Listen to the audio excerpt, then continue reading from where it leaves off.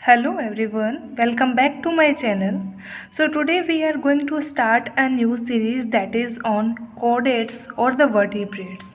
In that the first topic is neoteny. So definition of neoteny. So the term neoteny is derived from a Latin word that is neotenia, neo, and that is Greek word that is tenin, that is means to extend. So neoteny and the term pedogenesis, they are coined by Coleman, that is a scientist, are often used as a synonym, but it is not correct. That is, there is a quite difference between these two words.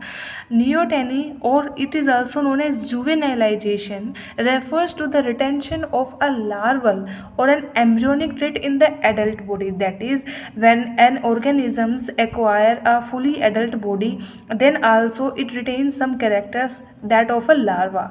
That is known as neoteny. For example, retention of embryonic cartilaginous skeleton in the adult chondrichthyes, that is a class of fishes, and larval gills in some adult salamanders, that is amphibians. So then what is pedogenesis? Pedogenesis means the development of gonads or the production of the young ones by an immature, a larval or a pre-adult animal, as in case of liver fluke. So it is quite different from neoteny.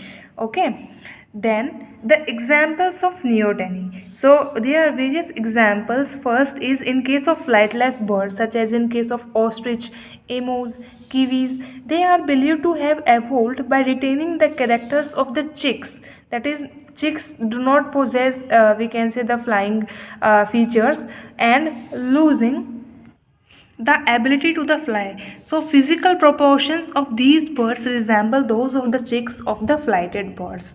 Then in case of humans, reduction or the lack of body hair, then the loss of pigmentation in skin, eyes and hair, the form of the external ear, high relative brain weight that is found in the early stages, also long lifespan, and the crying of the children that is also retained throughout the life, we can say. So these are the neotenic features that is possessed by a human. Then neoteny in case of amphibians, and the, we can say, most informative example of neoteny that is seen in axolotl larva of salamander. So typically they go through gilled aquatic larval stages, then metamorphosis to transform into adult air breathing landforms. That is, in early stage they possess gills for their, we can say, respiratory purpose, and then later on they transform into adult with air breathing. That is, however, sometimes the larvae do not metamorphose, okay, and retain their gills and the aquatic habitat, but become sexually mature. That is, gills and the aquatic habitat remains the same, but they are able to give birth to the young ones. So basically, this sexually mature but morphologically immature larval stage, that is with external gills, is called an axolotl. So this is an axolotl larva of tiger salamander. These are the external gills, that is 3 in pairs. Caudal fin is present, hind limb, trunk, eyes, nostrils, mouth and forelimbs are the body parts. Then there are some environmental factors that affect the process of neoteny. There are two type of factors. First is extrinsic factors and second is intrinsic factors. So in case of extrinsic factors that are external, so abundance of food and other favorable requisites in the aquatic life is the cause of retention of larval features. That is, by the availability of food, an organism is able to acquire, we can say, some adult form, okay, or maturity, but they still retain the larval characteristics or the larval parts also. Deep water and coldness inhibits the secretion of thyroxine. As we know, thyroxine is a hormone that is responsible for the metamorphosis of amphibians, okay. So deep water, and if coldness is there, then it inhibits or it stops the secretion of thyroxine, and the metamorphosis of that particular, we can say, organism or the frog basically is delayed. Then the saline nature of water is responsible for neoteny. That is, salinity is a must process.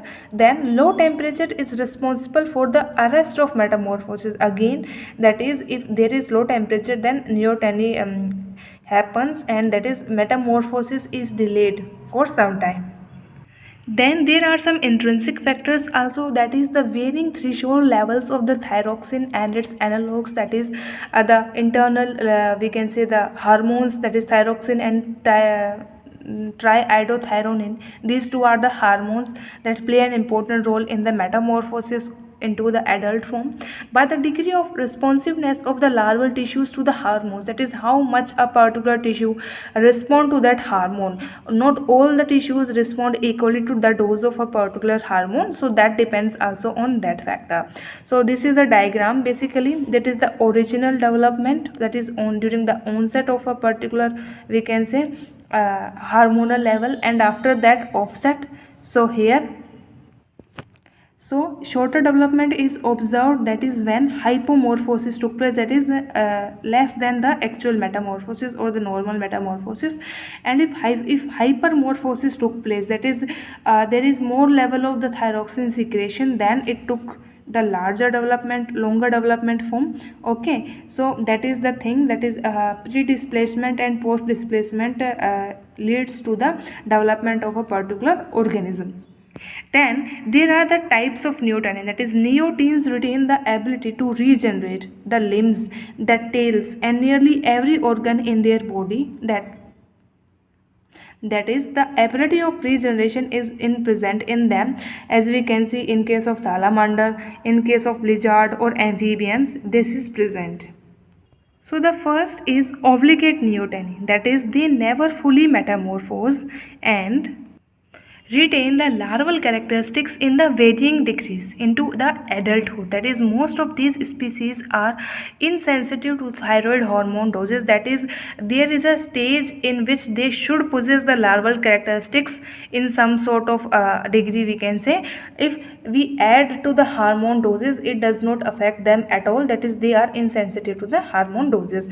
Example is seen in family Amphimuidae, Sirenidae and Protidae of amphibians. Then inducible obligate neoteny, that is in this metamorphosis can be induced by manipulating the thyroid function in the laboratory, that is we can perform the metamorphosis of the particular organism by manipulating the thyroid hormone levels in its body. Example is seen in family Embryostomatidae, that is Embryostoma mexicanum is the example.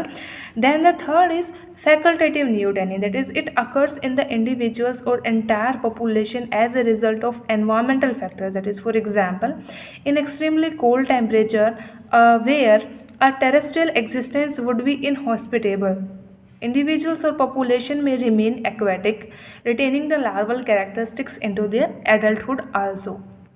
So example is Salamandridae, Hyenobidae and Plethodontidae.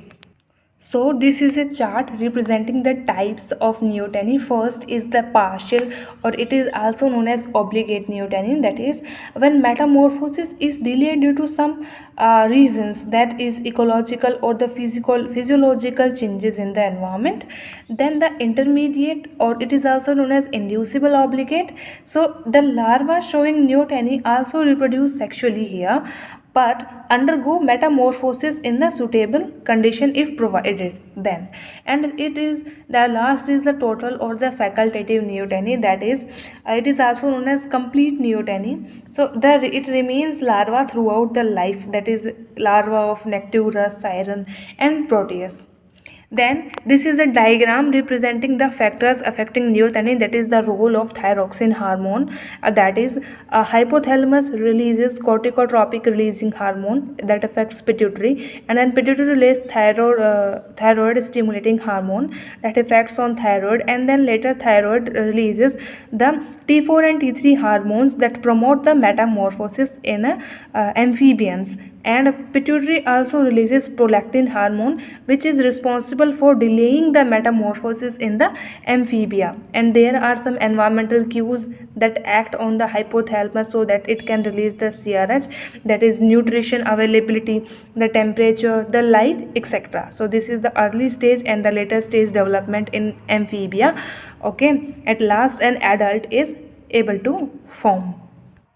Then, the significance of neoteny, that is, it is to be regarded as a secondary specialization, a physiological adaptation that is of advantage. That if an organism is not able to, we can say, survive in the terrestrial habitat, then it is able to live or retain the properties of the aquatic habitat also. So, it will be helpful, or it is a sort of adaptation for that particular organism. Neoteny is looked upon as a consequence of adaptation to the neighboring environments where retention of the larval gill and other larval features may be advantageous, that is in the aquatic environment. Then genetics of neoteny. So the role of thyroxine in the urodile, that is we can say a group of amphibia. So metamorphosis has been revealed by studies in genetics, that is the thyroid hormone binds to the nuclear receptors that are in immediate contact with the DNA. The hormone helps to change the transcription of the genes that also influence to develop the larval characteristics to the one those gradually change into the juvenile and adult characteristics. So this is the genetics of neoteny. So yeah, this is all about the neoteny and its various type. Hope you will like my video, and if you like my video, please do like